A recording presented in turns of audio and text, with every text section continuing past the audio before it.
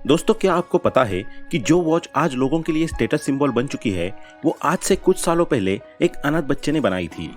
Rolex एक अनाथ बच्चे के द्वारा बनाया गया ब्रांड है जिसका नाम है हैंस विल्सडॉर्फ, और आज ये दुनिया का लीडिंग वॉच ब्रांड है जिसे दुनिया के सारे अमीर लोग अपनी कलाई पर बांधते हैं और प्राउड फील करते हैं। लेकिन सोचने वाली बात यह है कि एक अनाथ बच्चा जिसके पास फैक्ट्री तो छोड़ो, खाना खाने तक के पैसे नहीं थे, उसने दुनिया की सबसे पॉपुलर और सबसे महंगी घड़ियों का ब्रांड कैसे खड़ा कर दिया। तो आइए जानते हैं आज के इस वीडियो में। 22 मार्च 1881 को हैंस वेस्डॉर्फ का जन्म जर्मनी के एक छोटे शहर में हुआ था। बचपन में हैंस का जीवन बहुत सामान्य था। जब वो केवल 11 साल के थे तब उनकी मां का निधन हो गया था। ये सदमा उनके लिए बहुत बड़ा था, लेकिन उनकी मुश्किलें यही खत्म नहीं हुई। 1 साल बाद उनके पिता भी चल बसे। अब हैंस और उसके भाई बहन अनाथ हो चुके थे।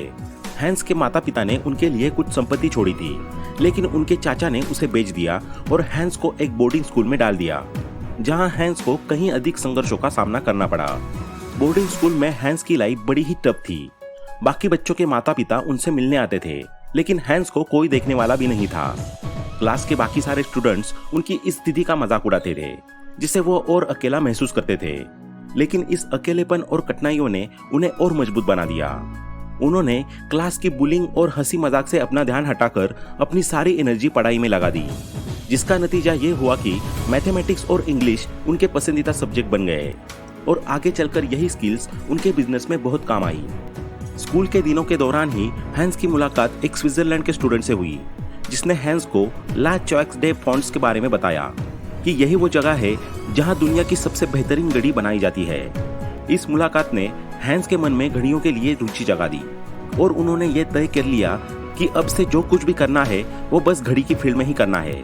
स्कूल खत्म होने के बाद हैंस ने जर्मनी को छोड़ दिया और स्विट्जरलैंड में एक घड़ी की कंपनी में नौकरी करना शुरू कर दी, जहां उनका काम था पॉकेट वॉच को चाबी देना, वाइंड करना और उनकी एक्यूरेसी को चेक करना। उस दौर में पॉकेट वॉच जेंट्स के लिए और रिस्ट वॉचेस लेडीज के लिए होती थी। हैंस को ये असामान्य लगा। उसने महसूस किया कि रिस्ट वॉचेस सिर्फ लेडीज ही पहने, ऐसा कोई आभूषण नहीं है। वो तो एक टेक्नोलॉजी है जिसका कोई जेंडर नहीं होता। हैंस को घड़ियों के प्रति इतनी दिलचस्पी थी कि वो अपने फ्री टाइम में घड़ियों को खोलकर उनके मैकेनिज्म को समझने की कोशिश करते थे। इसके साथ ही वह लगातार अपने गोल पर भी ध्यान बनाए हुए थे कि आखिर रिस्ट वॉचेस को पुरुषों के बीच पॉपुलर कैसे बनाया जाए। उन्होंने तय किया कि एक दिन वो रिस्ट वॉचेस को इस तरह बनाएंगे कि जेंट्स भी इसे पहनने में प्राउड फील करे। 1903 में हैंस ने लंदन की तरफ रुख किया। वहां उन्हें एक घड़ी की कंपनी में सेल्स और मार्केटिंग की नौकरी मिली। इसी दौरान उन्होंने जाना कि ग्राहक केवल सुंदर घड़ियां ही नहीं चाहते, बल्कि एक्यूरेसी और रिलायबिलिटी भी उनकी प्राथमिकता है। फिर 1905 में 24 साल की उम्र में हैंस ने अपने brother in law Alfred Davis के साथ मिलकर विस्डॉर्फ एंड डेविस नाम से अपनी खुद की वॉच डिस्ट्रीब्यूशन कंपनी शुरू कर दी। यह कंपनी मुख्य रूप से स्विट्जरलैंड में बनी घड़ियों को ब्रिटेन में बेचने का काम करती थी। हैंस को पूरा यकीन था कि रिस्ट वॉचेस का भविष्य बहुत उज्जवल है, लेकिन वो केवल वॉचेस डिस्ट्रीब्यूशन का व्यापार नहीं करना चाहते थे, बल्कि वो खुद की बनाई हुई घड़ियों का एक ऐसा ब्रांड डेवलप करना चाहते थे जो टाइम के मामले में एकदम एक्यूरेट हो, साथ ही साथ ड्यूरेबल भी हो और फैशनेबल भी। इसलिए हैंस ने अपनी कंपनी का नाम विस्डॉर्फ एंड डेविस को हटाकर 1908 में रोलेक्स नाम से रजिस्टर कर लिया। रोलेक्स नाम चुनने के पीछे भी उनके पास कई कारण थे, जिसमें एक ये था कि रोलेक्स एक ऐसा वर्ड है जो बोलने में ही प्रीमियम और परफेक्ट साउंड करता है। एट द एंड हैंस को समझ आ गया था कि एक अच्छी घड़ी के साथ साथ एक बेहतरीन ब्रांड नेम होना भी बहुत जरूरी है। इसी का नतीजा था कि कुछ ही समय में रोलेक्स वॉचेस लोगों के बीच पॉपुलर होने लगी थी, लेकिन असली क्रांति होना तो अभी बाकी थी। जैसे ही रोलेक्स की सेल्स बढ़ने लगी, हैंस ने ज्यादा से ज्यादा पैसा रिसर्च एंड डेवलपमेंट पर खर्च करना शुरू कर दिया, क्योंकि अब उनका लक्ष्य था एक ऐसी घड़ी बनाना जो न केवल बेहद एक्यूरेट हो, बल्कि पानी में भी काम कर सके। और 1926 में उन्होंने इस गोल को हासिल कर लिया और दुनिया के सामने एक मास्टरपीस पेश किया, जिसका नाम रखा रोलेक्स ऑयस्टर। इस घड़ी का नाम ऑयस्टर इसलिए रखा गया क्योंकि यह समुद्र में मिलने वाली ऑयस्टर की तरह पूरी तरह से वाटरप्रूफ थी। हालांकि इस रिवॉल्यूशनरी इन्वेंशन के बावजूद बहुत से लोगों को हैंस के दावे पर बिलीव नहीं हो रहा था, क्योंकि उस समय मार्केट में जितनी भी वॉचेस थी वो ज्यादातर पानी के थोड़े से संपर्क में आने पर ही खराब हो जाती थी।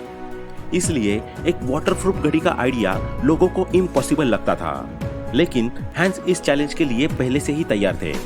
उन्होंने समझ लिया था कि सिर्फ एक बेहतरीन प्रोडक्ट बनाना ही काफी नहीं है, उन्हें अपने ब्रांड की एक स्टोरी भी सुनानी होगी जो लोगों का ध्यान खींचे और उन्हें असंभव को संभव मानने पर मजबूर कर दे। और उन्होंने ठीक यही किया। 1927 में हैंस विस्डॉर्फ ने एक ऐसा अवसर देखा जिस पर बहुत कम लोगों ने ध्यान दिया था। एक यंग स्विमर मर्सिडीज ग्लाइड्स, जो अपने बेहतरीन स्विमिंग स्किल्स के लिए जानी जाती थी, उसने उस समय यह दावा किया कि वो इंग्लिश चैनल को तैरकर पार कर चुकी है।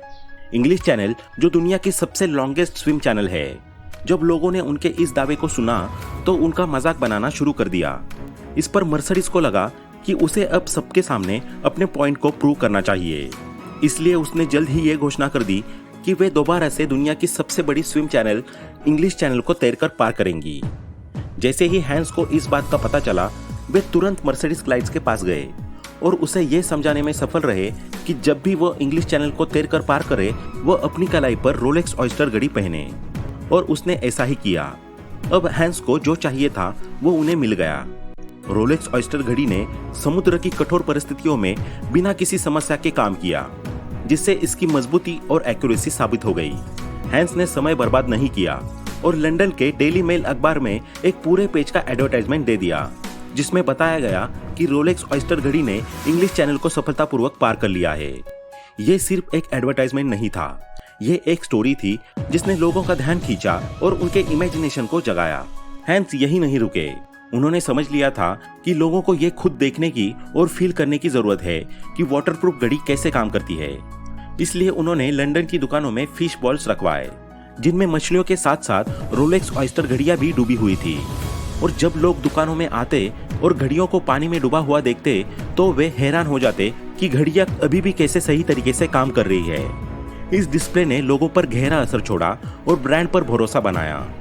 हैंस की इस इनोवेटिव सोच और स्ट्रेटेजिक मार्केटिंग के कारण रोलेक्स ऑयस्टर भरोसेमंद और सटीकता का सिंबल बन गई। एक क्रांतिकारी प्रोडक्ट और एक पावरफुल स्टोरी के कॉम्बिनेशन ने रोलेक्स को दुनिया के सबसे प्रीमियम वॉच ब्रांड्स में से एक बना दिया। लेकिन हैंस का अप्रोच सिर्फ एक घड़ी बेचने तक सीमित नहीं था, बल्कि एक एक्सपीरियंस और एक विरासत बनाने के बारे में भी था जो जनरेशन तक चले।